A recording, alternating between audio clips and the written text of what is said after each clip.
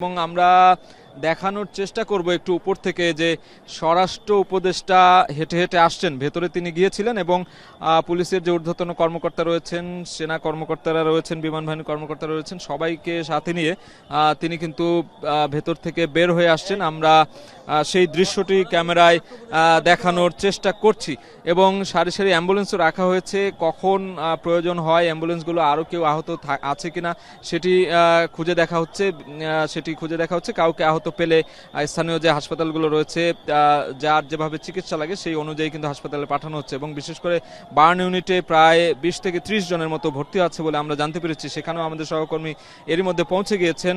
সেখানে হয়তোবা স্বজনদের আহাজারি চলছে এই মুহূর্তে, কেননা যে ধরনের ঘটনা এখানে ঘটেছে সেটি এর আগে আমরা কিন্তু প্রশিক্ষণ বিমান বিধ্বস্তের ঘটনা অনেক জায়গায় ঘটেছে, কিন্তু দেখা যায় যে ঠিক এইরকম একটি জনাকীর্ণ ভবন কিংবা স্কুল কলেজ একটি জনপদের মধ্যে ঘটা, এটি কিন্তু একবারে অন্যরকম একটি ভীতিকর ঘটনাই বলা হচ্ছে। কেননা এর আগে আমরা দেখেছি বিভিন্ন সময় প্রশিক্ষণ বিমান যখন বিধ্বস্ত হয় সেটি ফাঁকা এক অঞ্চলে হয় কিংবা কিন্তু এবার আমরা দেখছি একেবারে একটি অন্যরকম ঘটনা। কেননা এখানে স্কুল অ্যান্ড কলেজ একটি ভবনে, সেখানে শিক্ষার্থীরা ছিলেন, অভিভাবকরা ছিলেন, শিক্ষকরা ছিলেন, সেটি বিধ্বস্ত হওয়ার ঘটনায় কিন্তু অনেকে আহত হয়েছেন, কারণ স্কুল খোলা ছিল সেই সময় এবং স্কুল খোলা থাকার কারণেই কিন্তু আমরা দেখেছি যে আহতের সংখ্যা বেড়েছে। আমরা দেখাতে চাই এই মুহূর্তে এই যে মেইন গেট দিয়ে স্বরাষ্ট্র উপদেষ্টা কিন্তু বের হয়ে আসছেন। তিনি ভেতরে পরিদর্শন করার পর তিনি বের হয়ে আসছেন। আমরা দেখছি হেঁটে হেঁটে, তার পাশেই পুলিশের ঊর্ধ্বতন কর্মকর্তারা রয়েছেন, অন্যান্য যে কর্মকর্তারা আছেন তারাও কিন্তু রয়েছেন এবং তারা সেখানে পর্যবেক্ষণ করেছেন, বিচার বিশ্লেষণ করে হয়তোবা পরবর্তীতে কি বার্তা দেবেন সেটি আমরা গণমাধ্যমে জানাতে পারবো। এছাড়া আইসপেয়ারের মাধ্যমে কিন্তু একটি বিবৃতি এসেছে এই ঘটনা ঘটার পর। বলা হয়েছে যে 1:06 সেই প্রশিক্ষণ বিমানটি উড্ডয়ন করেছিল এবং 1:30 দিকে এটি এখানে এসে বিধ্বস্ত হয়। সেই বিধ্বস্ত হওয়ার পর সেটার যে পাইলট ছিলেন তার অবস্থা কি সেটি আমরা এখন পর্যন্ত জানতে পারিনি, তবে তাদের বার্তা পেয়েই কিন্তু আমরা সর্বশেষ হয়তো সেই তথ্যটি জানানোর চেষ্টা করব। আমরা দেখছি পুরো এলাকাটি একটু দেখাতে চাই।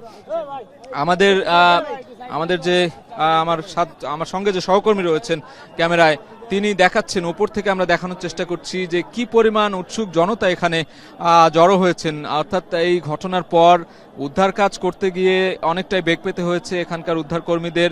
এছাড়াও আমরা দেখছি যে সেনাবাহিনীর সদস্যরা কিন্তু ব্যাপকভাবে এই রাস্তাটি ক্লিয়ার করার চেষ্টা করেছেন এবং আমরা এখনো দেখছি উৎসুক জনতার যে ভিড়, সেই ভিড় কিন্তু কমেনি। অর্থাৎ এই যে ঘটনাটি ঘটেছে সেই ঘটনাকে কেন্দ্র করে স্থানীয়রা, উৎসুক জনতা এখানে জড়ো হয়েছেন। তারা ঘটনার শুরুর দিকে আমরা দেখেছি যে অনেকে দিক বিদিক ছোটাছুটি করছিলেন, কি হয়েছে ঘটনাটি জানার জন্য অনেকেই আশেপাশের এলাকা থেকে ছুটে আসেন। পরবর্তীতে হাসপাতালে নেওয়া থেকে শুরু করে ফায়ার সার্ভিস কাজ শুরু করে এবং ফায়ার সার্ভিসের বেশ কয়েকটি ইউনিট এখানে কাজ করেছে।